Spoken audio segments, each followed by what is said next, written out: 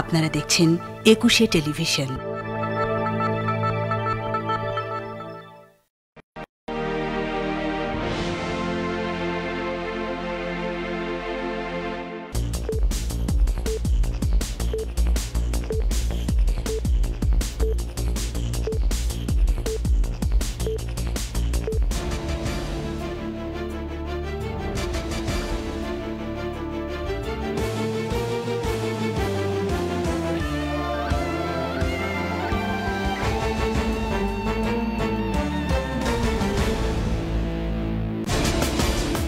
জনসম্পৃক্ততা স্বাভাবিক রেখে সর্বোচ্চ নিরাপত্তা নিশ্চিতের নির্দেশ প্রধানমন্ত্রীর। সার্বভৌমত্ব রক্ষায় সদা প্রস্তুত থাকার আহ্বান। বগুড়ায় কারাগার থেকে পালিয়ে যাওয়া 4 আসামি গ্রেফতার, 6 সদস্যের তদন্ত কমিটি গঠন। 7 বছরে 30% যান রূপান্তরিত হবে বৈদ্যুতিকে, সরকারের মহাপরিকল্পনায় এগিয়ে এসেছে দেশি প্রতিষ্ঠান।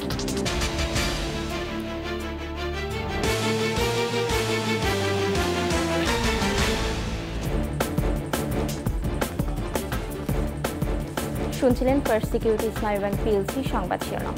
আমন্ত্রণ দুপুর 2টার 21 সংবাদে আপনাদের সাথে আছি মহিমা পলি। দর্শক, 21 টেলিভিশনের সংবাদ একই সাথে সরাসরি দেখতে পাবেন আমাদের ফেসবুক পেজ www.facebook.com/21 অনলাইনে। জনসাধারণ থেকে দূরত্ব সৃষ্টি করে নয়, বরং জনসম্পৃক্ততা স্বাভাবিক রেখেই সর্বোচ্চ নিরাপত্তা নিশ্চিতে বিশেষ নিরাপত্তা বাহিনীকে নির্দেশ দিয়েছেন প্রধানমন্ত্রী শেখ হাসিনা।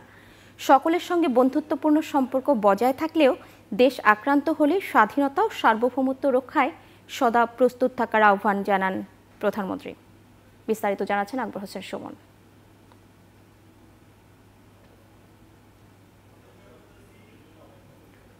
দর্শক, আমরা রিপোর্টটির জন্য অপেক্ষা করছি।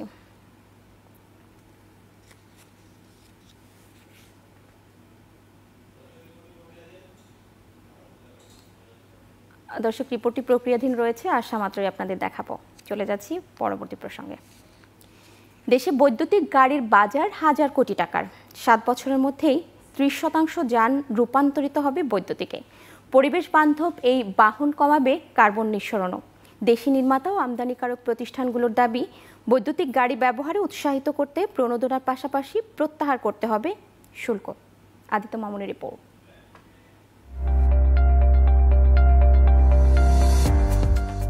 পরিবেশ বান্ধব, সাশ্রয়ী ও স্বাচ্ছন্দ্যের পাশাপাশি দ্রুতগতির ইলেকট্রিক কারের চাহিদা বিশ্বজুড়েই বাড়ছে। প্রযুক্তির উৎকর্ষের সাথে সাথে এই যানের যুগে প্রবেশ করেছে বাংলাদেশও। বিদ্যুৎ চালিত এসব গাড়ি অত্যাধুনিক। চার্জ সুবিধার পাশাপাশি রয়েছে ইন্টারনেট সেবাও। একবারের চার্জে চলবে 250 থেকে 350 কিলোমিটার। দাম হবে 5 লাখ থেকে 15 লাখ টাকা। নিজস্ব ব্র্যান্ডের বৈদ্যুতিক গাড়ি নির্মাণে 1,500 কোটি টাকার কারখানা গড়েছে বাংলাদেশ অটো ইন্ডাস্ট্রিজ। 2050 সালের মধ্যে 50% মানুষকে বৈদ্যুতিক গাড়ির আওতায় আনতে সরকারের মহাপরিকল্পনায় এগিয়ে এসেছে দেশি প্রতিষ্ঠানগুলো। ইলেকট্রিক ভেহিকেলে অনেক স্তর আছে, সেই স্তরগুলো অতিক্রম করা, ব্যাটারি, মোটর ম্যানুফ্যাকচারিং, এর চার্জিং স্টেশনের ডেভেলপমেন্ট, চার্জিং স্টেশন ম্যানুফ্যাকচার করা, এই প্রক্রিয়ার মধ্যে দিয়ে আসলে চলছে। আগামীতে আমার বিশ্বাস যে আমরা এতে সাফল্য আরও আনতে পারবো। সরকারের কাছে আমরা কিছু প্রণোদনা আশা করি, সেই প্রণোদনা এই প্রযুক্তি ব্যবহারে আরও বেশি সহায়তা করবে। বাজার সম্প্রসারণে সড়ক ব্যবস্থাপনা পরিকল্পনার পাশাপাশি ব্যবহার সংক্রান্ত নীতিমালা সহজীকরণ চান উদ্যোক্তা নির্মাতারা। গাড়ির কোনো সমস্যা নাই, আমরা যে কোনো গাড়ি আনতে পারবো, ইলেকট্রিক হোক, কি ডিজেল হোক, কি পেট্রোল হোক, কি গ্যাস হোক।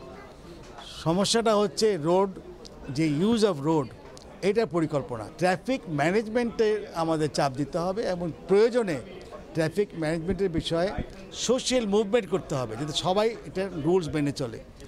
যে কোনো ইভলিউশন সোশ্যাল মুভমেন্ট ছাড়া হয় না। সাশ্রয়ী এসব বৈদ্যুতিক গাড়ি জলবায়ু পরিবর্তন মোকাবেলারও কার্যকর উপায়। কর্মসংস্থানের পাশাপাশি গড়ে উঠবে আন্তর্জাতিক বাজারও। যদি সত্যিকার অর্থে ইন্টারন্যাশনাল লেভেল যেতে হয়, আমাদের ইলেকট্রিক ভেহিকেলে মুভ করতে হবে। আমরা সরকারকে রিকোয়েস্ট করেছি ইভি পলিসি তাড়াতাড়ি দেওয়ার জন্য এবং এটাকে পপুলারাইজ করার জন্য। তাহলে বাংলাদেশে আমরা মেড ইন বাংলাদেশ গাড়ি বানাতে পারবো, টু হুইলার বানাতে পারবো এবং রপ্তানি করতে পারবো। নতুন যুগের নতুন সময়ের প্রযুক্তি সম্পন্ন এসব বাহন বদলে দেবে আগামীর গতিপথ। আদিত্য মামুন, একুশে television, Dhaka.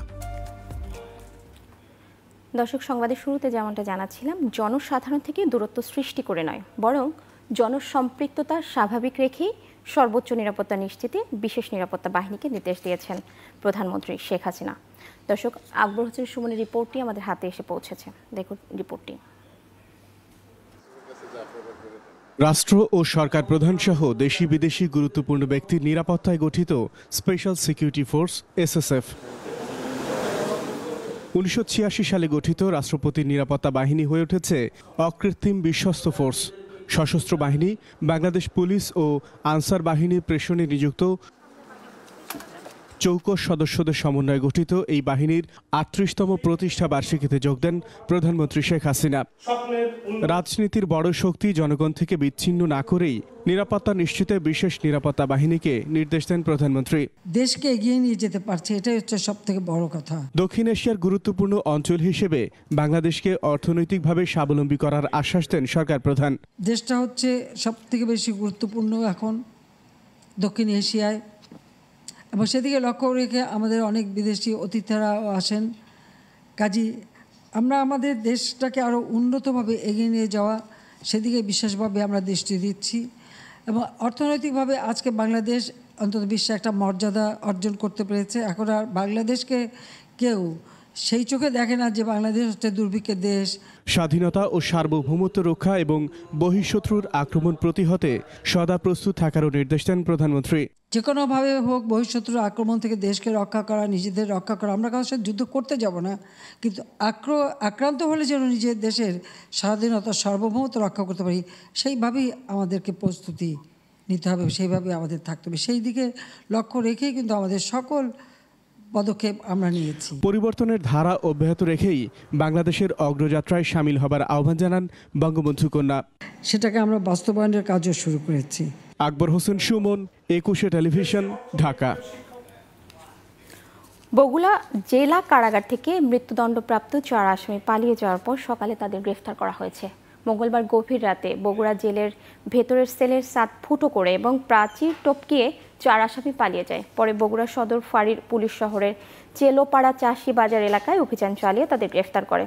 Bogura police super Sudip Kumar Chakraborty জানান, রাতে 4 আসামি নজরুল ইসলাম রঞ্জু, আমির হামজা, ফরিদ শেখ ও জাকারিয়া পালিয়ে যান। গ্রেফতারের পর তাদের গোয়েন্দা পুলিশের কার্যালয়ে নেওয়া হয়। 4 আসামি পালানোর ঘটনায় অতিরিক্ত জেলা ম্যাজিস্ট্রেটের নেতৃত্বে 6 সদস্যের তদন্ত কমিটি গঠন করা হয়েছে। মানে খুব অল্প সময়ের মধ্যে কিন্তু আমরা কাজটি করতে পারি, এবং সাথে সাথে অফিসার ইনচার্জ সদর থানা সহ অন্যান্য যে আমাদের যারা সহযোগী যারা অভিযানী দল ছিল তারা সেই জায়গায় যায় এবং সেই জায়গায় তারা কর্ডন করে এবং সেখান থেকে তারা মৃত্যুদণ্ডাদেশপ্রাপ্ত যে 4 জন কয়েদি তাদেরকে গ্রেপ্তার করার পর তাদেরকে ডিবি কার্যালয়ে নিয়ে আসা হয়। আমাদের কাছে জেল কর্তৃপক্ষ যে ছবি পাঠিয়েছিলেন সেই ছবি অনুযায়ী আমরা নিশ্চিত করতে পারি যে তারা সেই 4 জন। সুরমা নদী কয়েকদিনের মাঝারি বৃষ্টি বা ঢলেই দুপার উপচে পানি উঠছে শহরে ও গ্রামে। অস্বাভাবিক বন্যা থেকে রেহাই পেতে সুরমা নদী খননের দাবি স্থানীয়দের। সুনামগঞ্জ প্রতিনিধি মোহাম্মদ আব্দুল সালামের তথ্যচিত্রে আরও জানাচ্ছেন মাসুম আলিসা। ভারতের করিমগঞ্জের বারাক নদীর মোহনা থেকে সুরমা ও কুশিয়ারা নদীর উৎপত্তি। একসময় সুরমা খরস্রোতা ছিল, কিন্তু উজানের পাহাড়ি ঢলে ভেসে আসা বালি, নুড়ি ও পলিতে ভরাট হয়ে গেছে সুরমার তলদেশ। অতীতে বর্ষায় এই নদী দিয়ে পণ্যবাহী নানা নৌযান চলাচল করলেও এখন বন্ধের পথে। সুনামগঞ্জবাসীর দাবির প্রেক্ষিতে পানি উন্নয়ন বোর্ড মাঝে মধ্যে সুরমা নদী খনন করলেও কাজের কাজ কিছুই হয়নি। তলদেশ ভরাট হওয়ায় ঢল ও বৃষ্টির পানিতেই নদীর দুপার উপচে বন্যা দেখা দিচ্ছে।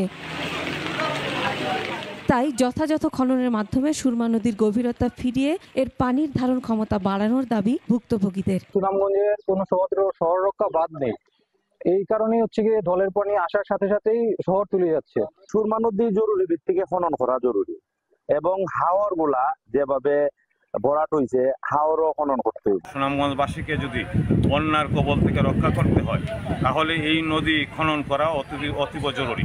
স্থানীয় জনপ্রতিনিধি জানান, শুধু নদী খনন করাই সমাধান নয়, পাশাপাশি দুপাশে বাঁধ নির্মাণ করতে হবে। বন্যার পরে সর্বস্তরের মানুষকে নিয়ে এগুলো স্বল্পমেয়াদী, মধ্যমেয়াদী এবং দীর্ঘমেয়াদী সমাধানের পথ খুঁজতে হবে। পানি উন্নয়ন বোর্ড জানিয়েছে, সুনামগঞ্জ জেলায় বিভিন্ন প্রকল্পের মাধ্যমে প্রায় 91 কিলোমিটার নদী খনন করা হয়েছে। এবং এই কাজগুলো আমরা বাস্তবায়ন করতে পারি, তাহলে যে সুনামগঞ্জে যে বন্যা প্রকোপ আছে, আগাম বন্যা প্লাস যে মৌসুমী বন্যা আছে, মনসুন ফ্লাড যেটাকে আছে, এগুলো কিন্তু এর প্রকোপটা কিন্তু কমে যাবে। উজানের ঢল ও বৃষ্টি থেকে সৃষ্ট বন্যা থেকে রক্ষায় নদ নদী খনন সহ গোটা হাওর এলাকায় পানি সরবরাহ নির্বিঘ্ন করার দাবি ভুক্তভোগীদের। মাসুমা লিসা, একুশে টেলিভিশন। আজ শহীদ জননী জাহানারা ইমামের 30তম প্রয়াণ দিবস। রাজাকারদের রাজনীতিতে নিষিদ্ধ করা এবং মানবতা বিরোধী অপরাধের বিচারের দাবিতে গড়ে তোলেন ৭১-এর ঘাতক দালাল নির্মূল কমিটি। আন্দোলনরত অবস্থাতেই প্রয়াত হন এই মহিয়সী নারী। আদিত্য মামুনের রিপোর্ট। ৭১-এ গেরিলা যোদ্ধা পুত্র শাফি ইমাম রুমিকে হারানোর পরে মুক্তিযোদ্ধারাই তাকে সকল শহীদের জননী হিসাবে স্বীকৃতি দেয়। গণমানুষের চেতনায় মুক্তিযুদ্ধ এবং দেশপ্রেম প্রতিষ্ঠায় তিনি কলম ধরেন, রচনা করেন মুক্তিযুদ্ধের আলেখ্যে বিখ্যাত গ্রন্থ ৭১-এর দিনগুলি। আমাদের যে আন্দোলন, এই আন্দোলনে এই স্মৃতি সমাজকে আমাদের আরো বেশি করে দরকার। ৭৫-এর পর রাজাকাররা প্রকাশ্যে আসে। মানবতা বিরোধী অপরাধে অভিযুক্ত এবং নিষিদ্ধ ধর্মভিত্তিক দলগুলোকে রাজনীতির সুযোগ করে দেন জিয়াউর রহমান। ১৯৯২ সালে দেশে ফিরে গোলাম আজম। ৯৪ সালে খালেদা জিয়ার আমলে তাকে নাগরিকত্ব দেওয়া হয়। এর প্রতিবাদে সরব হন শহীদ জননী, গড়ে তোলেন ৭১-এর ঘাতক দালাল নির্মূল কমিটি। ৭১-এর মানবতা বিরোধীদের বিচারের জন্য মুক্তিযুদ্ধের পক্ষের ব্যক্তি সংগঠনগুলো নিয়ে গণ আদালত তৈরি করেন জাহানারা ইমাম। সুনির্দিষ্ট 10টি অভিযোগের ভিত্তিতে গণ আদালতে রাজাকারদের ফাঁসির রায় ঘোষণা করা হয়। কিন্তু খালেদা জিয়া সরকার জাহানারা ইমাম সহ 24 জনের বিরুদ্ধে রাষ্ট্রদ্রোহের মামলা করে। মরণব্যাধি ক্যান্সারকে উপেক্ষা করে সংগঠিত করেন জনমানুষকে। মানবতা বিরোধীদের সাজা না হওয়া অবধি আন্দোলনে অনড় থাকেন।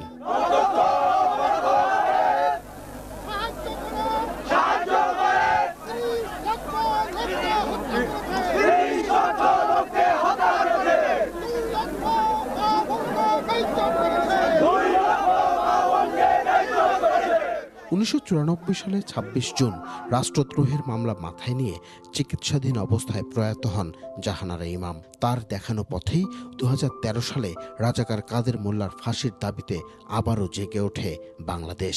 ইতিহাসের প্রগতির উদ্ধ করে শক্তি আছে তার, মানুষের অগ্রযাত্রা বন্ধ করে শক্তি আছে তার। মানুষ জাগবে ঠিক, পুনরায় জাগবে মানুষ। আদিত্য মামুন, একুশে টেলিভিশন।